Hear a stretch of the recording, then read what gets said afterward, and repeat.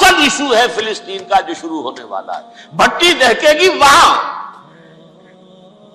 ظاہر بات ہے کہ اگر کوئی بہت بڑا اقدام ہو جاتا ہے فلسطینیوں کے خلاف اور اگر واقعتاً مسجد اقصیٰ اور قبۃ الصخرہ گرا دیے جاتے ہیں جو طوفان اٹھے گا عالم عرب میں. یہ حسنی مبارک ہو یا شاہ خالد ہو یا کوئی اور ہو، یہ نہیں روک سکتے اس طوفان کو. نوجوان خون اٹھے گا، غیرت اور جو بھی حمیت ہے. مسلمان ان پڑھ سے ان پڑھ اور بالکل بے دین وہ بھی مسجد کی حرمت پر کٹ مرنے کو تیار ہو جاتا ہے. مسجد تو بنا دی شب بھر میں ایمان کی حرارت والوں نے، من اپنا پرانا پاپی ہے، برسوں میں نماز ہی بننا سکتا. وہ چاہے کانپور کی مسجد سے مسلمانوں نے جانے دی، چاہے وہ شہید گنج کی مسجد تھی مسلمانوں نے جانے دی، چاہے نماز نہ پڑھتے ہو. لیکن یہ جو حرمت اور یہ جو حمیت یہ غیرت ہے، اس سے جو طوفان اٹھے گا یہ ہوگا اس ملحمۃ العظما، اس کی طرف پیش رفت ہو رہی. کتاب الملاحم سے احادیث کے حوالے سے کہ جن جنگوں کا حوالہ دیا حضور نے، پیشن گوئی کی ہے، اس کا نقطہ آغاز تھا خلیج کی جنگ.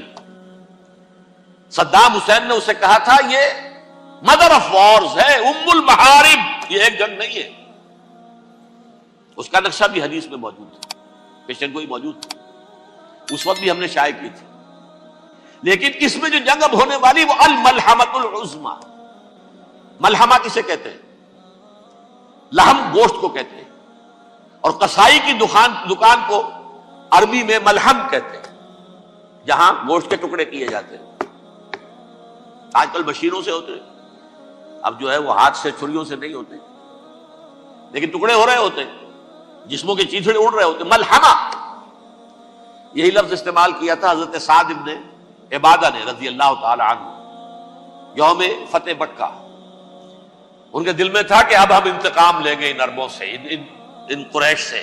الیوم یوم الملحمہ، الیوم یوم الملحمہ، یہ کہتے ہوئے جا رہے تھے. ایک خاص کیفیت، آج ہے گوشت کے ٹکڑے اڑانے کا دن. حضور سے کہا کسی نے جا کر کے صاحب تو یہ کہہ رہے ہیں الیوم یوم الملحمہ، الیوم یوم الملحمہ. حضور نے فرمایا نہیں، ان سے کہو جا کر الیوم یوم المرحمہ، الیوم یوم المرحمہ، آج رحمت کا دن ہے، آج تو میں ان سب کو معاف کروں گا.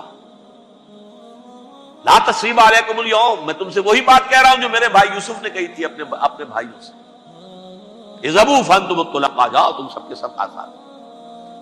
وہ ملحمہ ہے جس کو کہ حضور نے حضرت معاذ بن جبل رضی اللہ تعالیٰ عنہ سے روایت ہے، اس میں سے جو ابو داؤد میں روایت آئی ہے اس میں الملحمۃ العظما، عظما مؤنث ہے اعظم کا. آپ کہتے ہیں جنگ عظیم اول، جنگ عظیم دوم. عظیم کا باپ ہو گیا اعظم، سب سے بڑا، اور اس کا مؤنث ہے سب سے بڑی، عظما. الملحمۃ العظما، سب سے بڑی لڑائی. میرے نزدیک یہ وار کے معنی میں نہیں ہے، بیٹل کے معنی میں. انگریزی میں یہ دو لفظ علیحدہ ہیں، وار، بیٹل. وار سالوں کو محیط ہوتی ہے، بیٹل کسی ایک خاص جگہ پر جو لڑائی ہوتی ہے اس کو کہتے ہیں. حضور کے اور قریش کے درمیان 6 سالہ وار تھی، جنگ تھی. لیکن battles, battle of Uhud, battle of Badr, یہ بیٹلز تھی، لڑائیاں تھی. تو عظیم ترین جنگ شاید اس اعتبار سے نہ ہو جیسے کہ ورلڈ وار 1 اور ورلڈ وار 2، یعنی اس کی وسعت کا اتنا معاملہ نہیں اور طوالت کا نہیں. لیکن جو لڑائی جو ہے بیٹل ہونی ہے، جس کو کہ یہ لوگ، یا چونکہ میں نے کہا تھا شروع میں کہ سرما ہے میری آنکھ کا خاک حجاز و ہول قدس، نیو ٹیسٹمنٹ کی آخری کتاب ہے the book of revelation, revelation of saint John. اس میں آرمگڈون کہا گیا ہے اسے. ہر مجدون یہ عبرانی لفظ ہے، ہر کہتے ہیں اونچی جگہ کو، سطح مرتفع.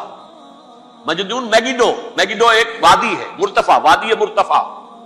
یہ ہے واقع لبنان، اسرائیل اور شام کے درمیان جو ٹکڑا، جو ٹرائنگل بنتی ہے، یہ ہے یہاں پر بڑی جنگ لڑی جائے گی. اور یہ جنگ جنگ صلیب ہوگی جو کہا ہے بش نے، یہ جنگ صلیب.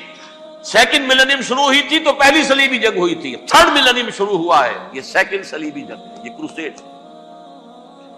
اور میں اس مرتبہ امریکہ گیا تھا تو پہلی مرتبہ مجھے وہاں ایک رسالہ ملا ٹرمپٹ نام کا.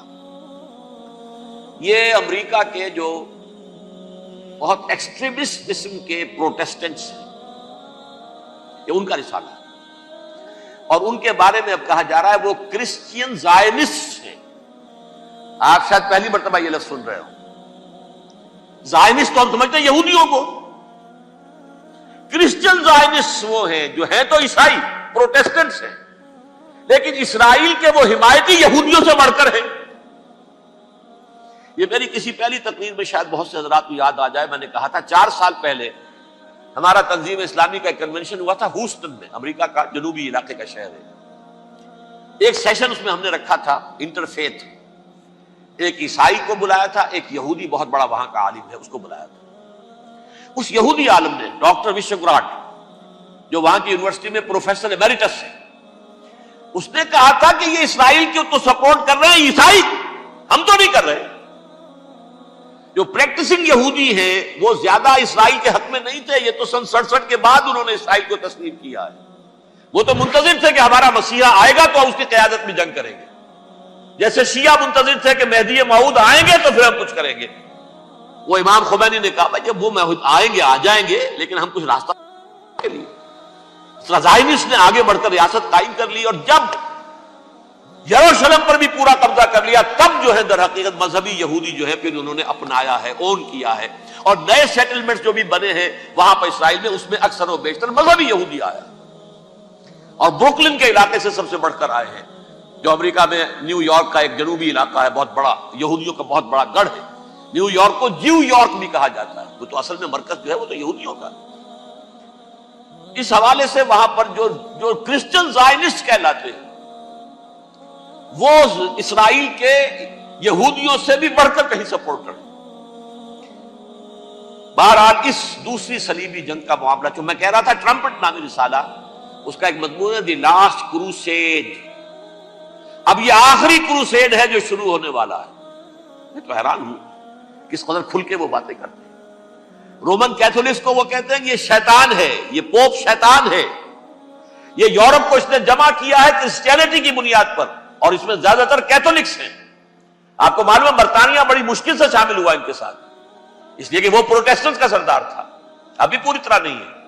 یورپ جو ہے وہ رومن امپائر دوبارہ یہ کھڑی کر رہا ہے، اور در حقیقت یہ جو ہے یہودیوں سے بھی چھیننا چاہتے ہیں اسرائیل کو اور فلسطین کو اور مسلمانوں سے بھی، اور یہ وہی کروسیڈ جو تھے اربن ثانی کے اس کی تیاری کر رہے ہیں تاکہ وہاں پر عیسائی حکومت قائم ہو جائے، کیتھولکس کی پوپ کی حکومت قائم ہو جائے، جیسے ایسٹ تیمور میں کر دی ہے. ایسٹ تیمور میں کون سی حکومت بنی ہے؟ Roman Catholic. رومن کیتھولک اسرائیل میں بنے تاکہ یہ سارے مقامات مقدسہ جہاں اسرائیل پیدا ہوئے، بیت حضرت مسیح پیدا ہوئے بیت لحم کہاں ہے؟ وہی ہے کہ نہیں؟ جہاں سے ریزریکشن ہوا ان کے خیال میں وہ کہاں ہے؟ وہیں پر ہے کہ نہیں؟ بڑے بڑے گرجے ان کے وہی ہیں. تو اس اعتبار سے ان کا کہنا یہ ہے یہ لاسٹ کروسیڈ کی تیاری ہو رہی ہے، یہ کیفور. اور ان کا کہنا یہ ہے کہ یہ پوری طاقت نیٹو کی جو ہے، یہ پہلے جرمنی سے لائی گئی بوسنیا، انہوں نے خود وہاں جنگ کروائی، انہوں نے خود وہاں پر ایتھنک کلینسنگ کروائی، پھر خود مصالحت کے لیے آ گئے، پھر کوسوو میں انہوں نے خود آگ بھڑکائی. یہ میں نہیں کہہ رہا، یہ وہ ٹرمپٹ رسالہ امریکہ سے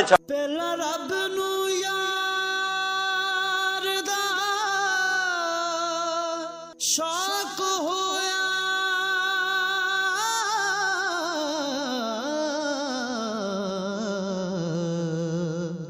نبی پاک دا کرن جمال مائیں آیا وہی لے کے ہویا ترت حاضر تے لیا یار نے یار نو پال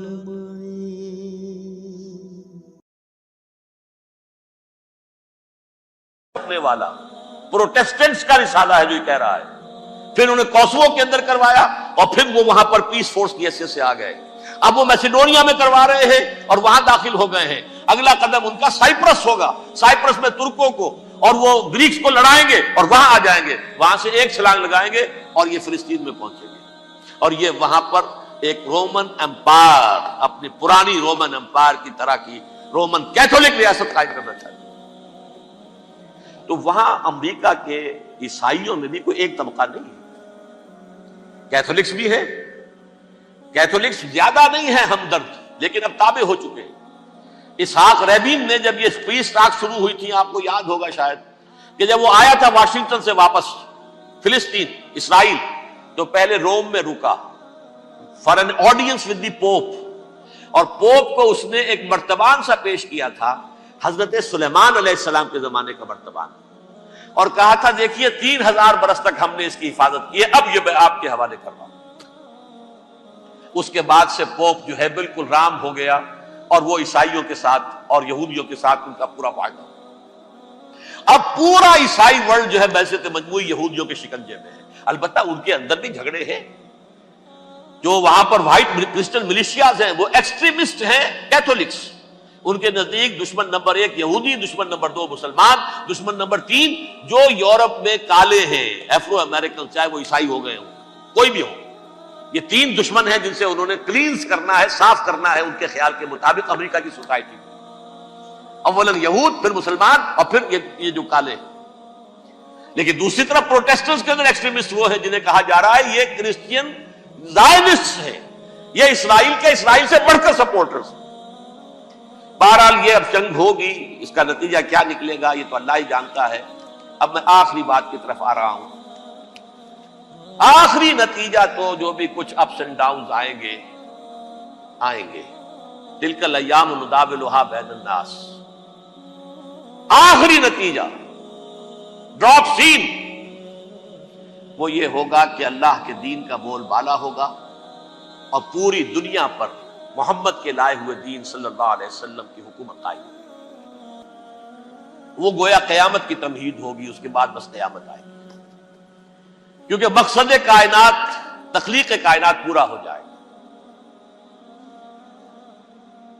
پوری مخلوقات کے اندر مقصد تخلیق، کلائمیکس آف کریشن محمد الرسول اللہ صلی اللہ علیہ وسلم، دین کی تکمیل محمد الرسول اللہ صلی اللہ علیہ وسلم۔ اور اس خلافت عرضی کے لیے جو حضرت آدم کو خلافت دی گئی تھی، جب اس میں وہ خلافت پوری دنیا پر قائم ہو جائے گی، اس کا مقصد پورا ہو جائے گا، and that will be the beginning of the end. اس کے بعد قیامت ہے۔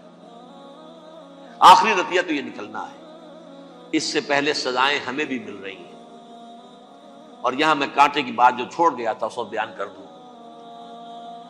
اللہ نے اس مغضوب علیہم قوم کو، اس ملعون قوم کو کیوں اب تک چھوٹ دیے رکھی؟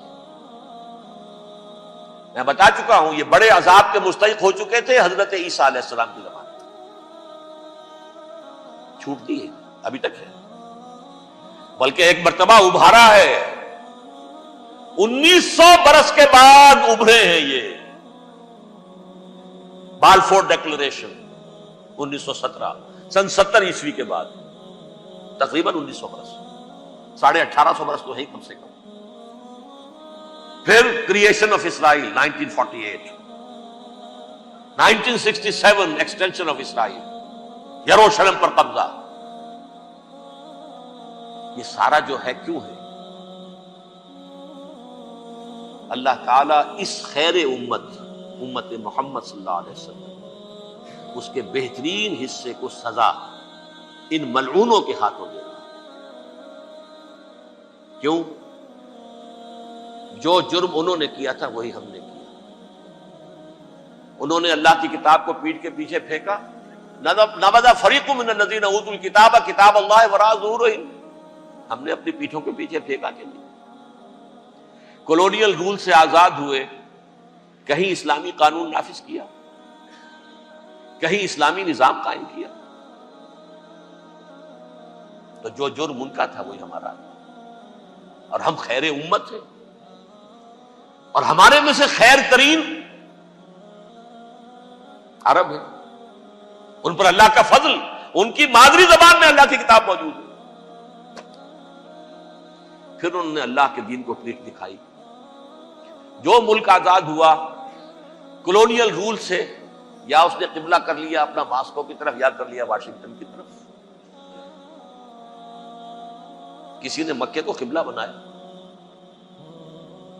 یہ بدترین سزا ہے۔ ویل للعرب من شر قد اقترب۔ اور ترمذی شریف میں تو یہاں تک روایت ہے من اقتراب الساعۃ ہلاک العرب، قیامت کے قرب کی ایک نشانی یہ بھی ہوگی کہ عرب ہلاک ہو جائے۔ ایک حدیث میں الفاظ آتے ہیں کہ حضور نے جب کہا یہ ہوگا یہ ہوگا یہ ہوگا، یہ بربادی آئے گی، تو کسی زوجہ محترمہ نام میں بھول رہا ہوں، انہوں نے پوچھا کہ عرب اس دن کہاں ہوں گے؟ فرمایا العرب یومئذ قلیل، بہت کم۔ آخری خاتمہ ہونا ہے یہود کا حضرت مسیح علیہ السلام کے ہاتھوں۔ وہ عذاب جو 2000 برس تک ان سے چلا رہا وہ آئے گا، اور ان کے رسول ہی کے ہاتھوں آئے گا۔ لیکن اس سے پہلے مسلمانوں پر یہ عذاب آ رہا ہے، ہولوکاسٹ کے درجے کا عذاب آ رہا ہے۔ البتہ ہم پاکستانی اس میں یوں سمجھ لیجئے کہ وہ تو خبریں موجود ہیں احادیث میں، وہاں تو جو ہونا ہے ہونا ہے۔ اتنے انسان مریں گے، اتنے انسان مریں گے کہ ایک پرندہ جو ہے اڑتا چلا جائے گا، وہ نہیں چاہے گا کہ نیچے اترے تو کسی لاش پر اترے، اسے جگہ نہیں ملے گی زمین خالی کر کہیں اتر سکے، تھک ہار کر گرے گا، مرے گا تو بھی لاش کے اوپر گرے گا۔ یہ الفاظ ہے حضور صلی اللہ علیہ وسلم، الملحمۃ العظمی الملحمۃ الکبریٰ، یہ لاسٹ کروسیڈ۔ ٹرمپٹ اخبار نے، میں اس کا فوٹو اسٹیٹ بھی کبھی آپ کو دکھا دوں، ویسے میرے ساتھ ہے وہ رسالہ ٹرمپٹ، دی لاسٹ کروسیڈ، اس کی تیاری ہو رہی ہے۔ وہ الملحمۃ العظمی اور ملحمۃ الکبریٰ جو ہے وہ آنے والی ہے۔ ابن ماجہ میں کبریٰ کہا ہے، اکبر کا مؤنث کبریٰ، ملحمہ کبریٰ سب سے بڑی جنگ، اور ملحمہ عظمی سب سے عظیم جنگ، یہ ہوگی اور بہت جلد۔